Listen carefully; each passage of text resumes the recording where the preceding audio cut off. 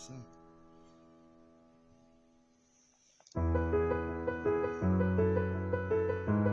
Telefonla kaydı çekiyoruz değil mi? Kaydı çektiğimiz telefonu çok iyi. Telefon değil.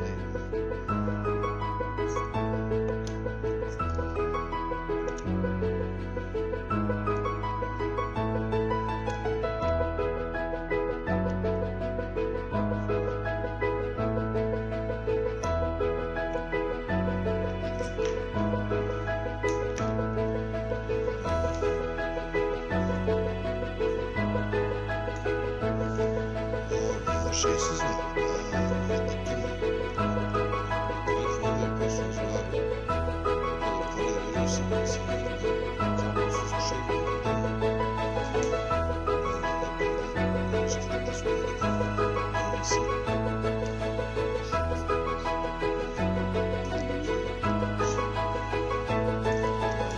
Buraya enteresan öyle mi giriyor? Hayret. Kaç şey? O zaman şurası nasılmış? Samsung telefonu neyi deniyor bunlara?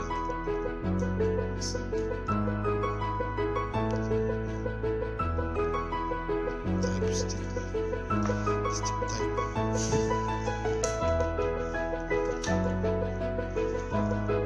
Güzel. Şunlar var.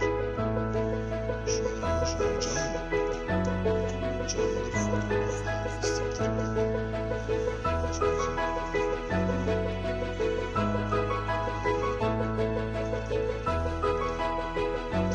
Şurada bir sürü camlar var. Şurada tel var. Şurada olursun. Şunlar çöp. Çok güzel. Şunun içinde başka bir şey var mı? Yok değil mi? Bu ne için?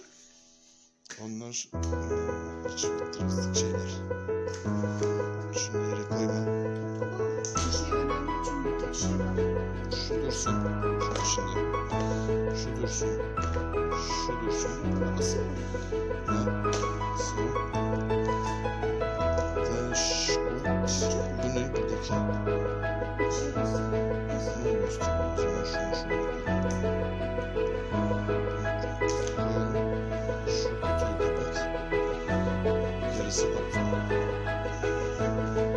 Yani kapat derken bunları onun içerisine koy gene dursun bir kenarda. Olur mu olmaz.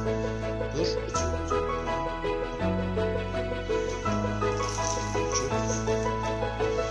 Şunun içerisinde ne var?